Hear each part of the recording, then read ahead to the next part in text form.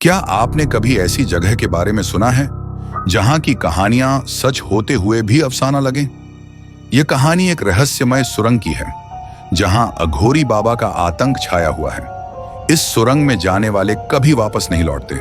क्या आपके पास इतना साहस है कि इस कहानी को अंत तक सुन सकें? यह कहानी हिमालय के एक छोटे से गांव से शुरू होती है। इस गांव के पास एक पुरानी सुरंग है। पहले इस सुरंग में रेलगाड़ी चलती थी, लेकिन अब यह वीरान पड़ी है।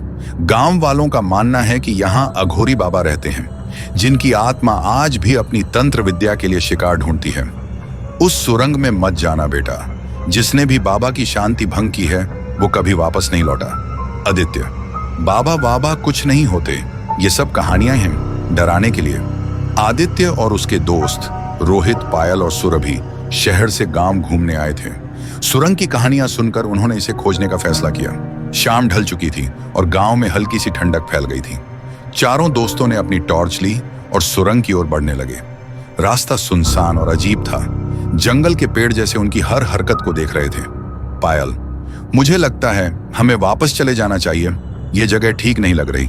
आदित्य, अरे डरने की कोई बात नहीं है, ये सिर्फ एक सुरंग है। लेकिन जैसे ही वे सुरंग के पास पहुंचे, एक ठंडी हवा ने उन्हें घेर लिया।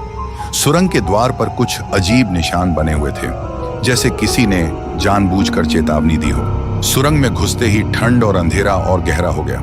दीवारों पर अजीब चिन्ह और खरोंचें थीं। ऐसा लग रहा था कि यह सुरंग अपनी एक अलग ही दुनिया में ले जा रही है। पायल फुसफुसाते हुए, यह जगह सच में डरावनी है, हमें वापस जाना चाहिए। रोहित, कहाँ डर रही हो, देखो तो सही, कुछ खास नहीं है।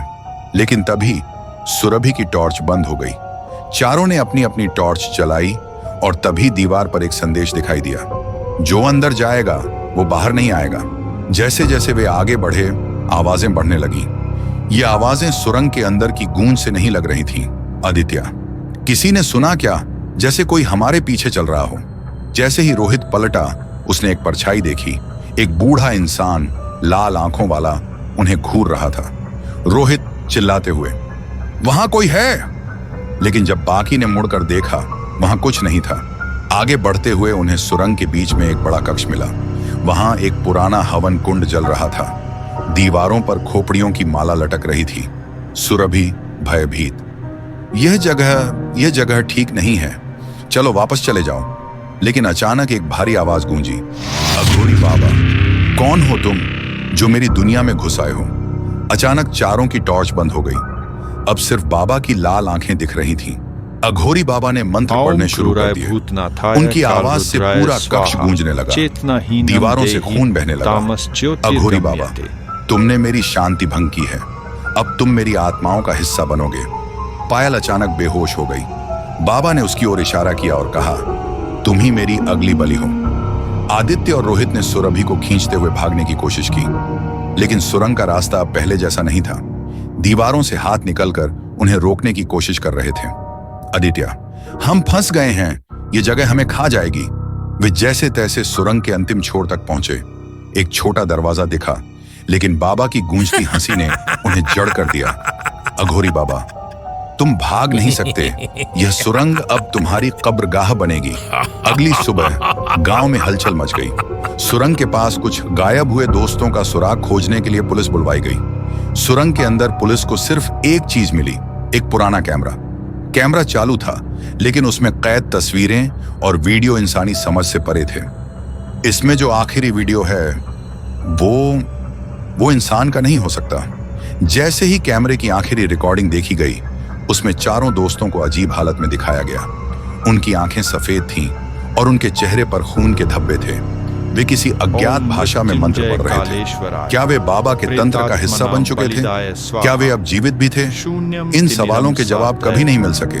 लेकिन असली झटका तब लगा जब रात को सुरंग के पास रहने वाले गांव वालों ने अजीब हरकतें देखी। रात को सुरंग से 4 परछाइयां बाहर निकली। उनके साथ बाबा की हंसी भी गूंज रही थी। लगता है जैसे वो चारों अब सुरंग के रक्षक बन गए हैं। अब वो सुरंग सिर्फ एक रहस्य नहीं, बल्कि एक शाप बन चुकी है। गांव वाले मानते हैं कि अगर आप उस सुरंग के पास रात में जाते हैं तो आप वापस नहीं आ पाएंगे, क्योंकि वहां 4 आत्माएं अपनी मौत का बदला लेने के लिए तैयार खड़ी हैं। लेकिन ये कहानी यहीं खत्म नहीं होती। कहते हैं कि सुरंग के अंदर अब भी अघोरी बाबा की तंत्र साधना जारी है। हर अमावस्या की रात सुरंग के पास अजीबोगरीब आवाजें सुनाई देती हैं, और अगर आप उस रात वहां हों तो बाबा खुद आपको बुलाने बाहर आएगा। अगर आप इस सुरंग के पास गए तो सावधान रहिए, क्योंकि बाबा सिर्फ अपनी आत्माओं की गिनती बढ़ा रहा है, और अगली बार शायद आप भी उनमें से एक हो सकते हैं। तो क्या आप उस सुरंग के पास जाने की हिम्मत करेंगे?